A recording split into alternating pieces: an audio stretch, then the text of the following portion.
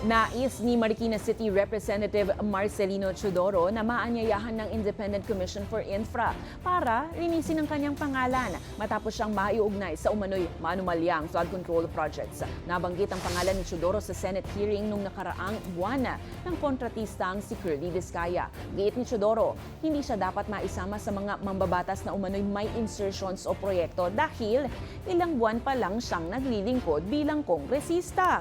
Dagdag ng mambabatas, pinag-aaralan na niya ang pagsasampa ng perjury case laban kay Vizcaya dahil sa pagbanggit ng kanyang pangalan sa naturang pagdinig. Gusto ko nga humarap dahil nga gusto kong maalinaw.